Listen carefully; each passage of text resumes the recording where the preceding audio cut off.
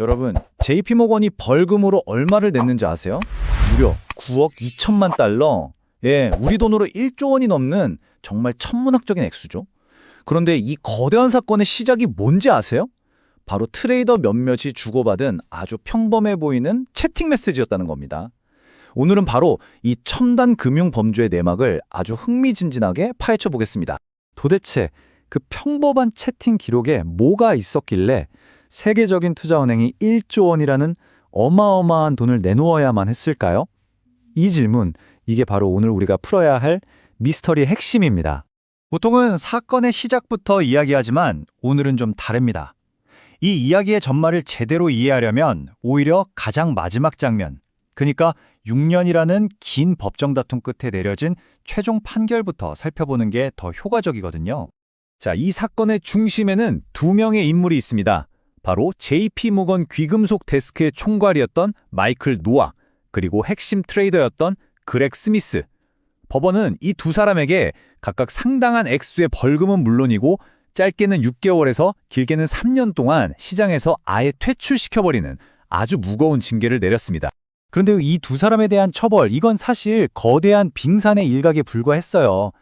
이 판결이 나오기까지 규제 당국은 수년에 걸쳐서 JP모건이라는 거대 은행 내부에서 벌어진 훨씬 더 크고 조직적인 범죄를 추적하고 있었던 거죠.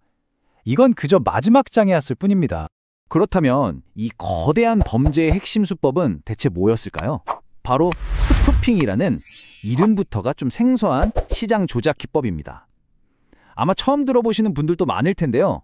지금부터 이 복잡해 보이는 금융범죄가 얼마나 교묘하게 작동했는지 제가 아주 쉽게 설명해 드릴게요. 스푸핑, 이게 뭐냐면요. 아주 간단하게 말해서 속임수 주문입니다. 그러니까 실제로 거래할 생각은 눈꼽만큼도 없으면서 마치 나 이만큼 살 거야 또는 이만큼 팔 거야 하고 시장에 엄청난 주문을 내는 거죠. 그렇게 해서 시장을 속이고 가격을 자기가 원하는 방향으로 슬쩍 움직이게 만드는 아주 악질적인 수법이에요.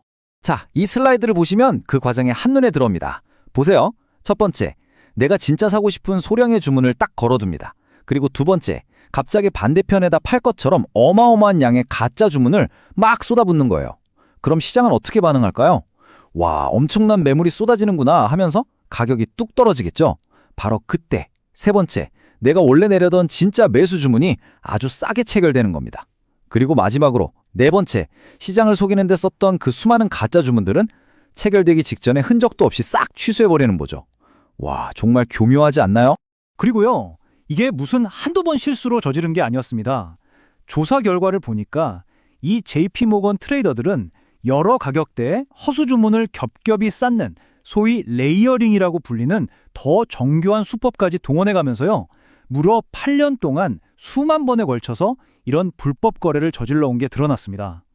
정말 조직적이고 상습적이었던 거죠. 아니, 이렇게 순식간에 일어나는 전자거래를 수사관들은 대체 어떻게 잡아냈을까요? 그 결정적인 단서가 어디 있었을까요? 바로 트레이더들이 아무 생각 없이 남긴 디지털 증거, 바로 그들의 채팅 기록이었습니다. 자, 수사관들이 발견한 첫 번째 결정적인 증거, 바로 이 채팅 기록입니다. 2009년 대화인데요. 한 트레이더가 동료한테 이렇게 말하죠. 그렉이 선물 가격을 끌어올려서 좀 팔아치우려는 거 알지? 여기서 가격을 끌어올린다는 게 바로 허수 매수 주문을 내서 인위적으로 가격을 띄운다는 뜻이거든요. 자기들 입으로 스푸핑을 하고 있다고 실토하고 있는 셈이죠. 심지어 또 다른 트레이더는요, 자신의 범죄 수법을 아주 자랑스럽게 설명하기까지 합니다. 내가 내는 모든 주문은 아이스버그야. 여기서 아이스버그는 빙산처럼 주문의 일부만 보이게 숨겨두는 기법을 말하는데요. 체결이 필요할 땐 그 앞에 대량의 매수나 매도 주문을 내고 그럼 쾅 하고 끝난다고 하죠. 마치 게임 공략법 설명하듯이 범죄 수법을 아주 상세하게 묘사하고 있는 겁니다. 그리고 마침내 결정적인 증거가 나옵니다. 바로 이 데스크의 총괄 책임자였던 마이클 노악 본인이 남긴 채팅인데요. 다른 트레이더의 스푸핑 행위를 묘사하면서 그게 요즘엔 완전히 금지된 행위라고 정확하게 언급합니다. 이게 무슨 뜻이겠어요? 이게 불법이라는 걸 명확히 알고 있었다는 거죠. 그런데도 그의 팀은 계속해서 이 불법 행위를 저질러 왔던 겁니다.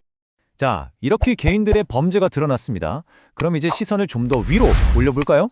이들이 속한 거대 금융기관 JP모건은 과연 어떤 대가를 치렀을까요? 바로 이 금액입니다. 9억 2,020만 3,609달러. 우리 돈으로 환산하면 1조 원이 훌쩍 넘는 돈이죠. 이 금액이 바로 JP모건이 미국 정부와 합의한 총 벌금액입니다. 월스트리트 역사상 시장 조작 범죄에 부과된 벌금으로는 역대 최대 규모 중 하나로 기록됐습니다. 이 어마어마한 벌금, 구체적으로 어떻게 쓰였을까요? 내역을 한번 보시죠. 전체 합의금 중에 가장 큰 비중을 차지하는 건 역시 형사 벌금이었고요. 주목할 만한 부분은 바로 저기 3억 1천만 달러가 넘는 돈이 이들의 시장 조작 때문에 손해를 본 다른 투자자들에게 돌아가는 피해자 보상금으로 책정됐다는 점입니다. 그리고 나머지 1억 7천만 달러는 불법으로 벌어들인 수익을 다시 토해내는 부당이익 환수금이었죠. 그런데 여기서 정말 중요한 맥락이 하나 있습니다. JP모건은 이게 처음이 아니었다는 거예요.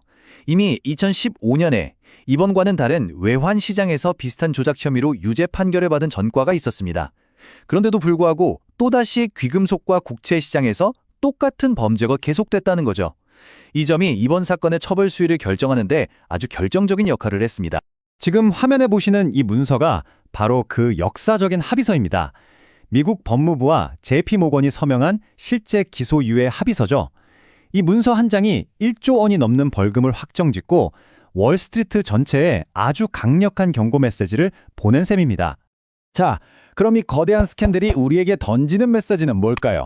왜 규제 당국은 이렇게까지 집요하게 시장 조작을 단속하고 천문학적인 벌금을 부과하는 걸까요? 그 이유를 마지막으로 정리해 보겠습니다. 우선 이 스푸핑 사기극은 다른 평범한 투자자들에게 3억 달러, 우리 돈으로 4천억 원이 넘는 막대한 손실을 직접적으로 입혔습니다.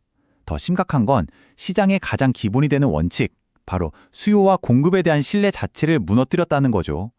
결국 범죄에 가담한 개인들은 시장에서 퇴출됐고요. 규제 당국은 아무리 복잡한 첨단 전자거래의 세계라 해도 결국은 감시망 안에 있다는 아주 강력한 메시지를 시장 전체에 던진 겁니다. 네, 기록적인 벌금과 몇몇 트레이더의 퇴출로 이 사건은 일단락되는 것처럼 보입니다.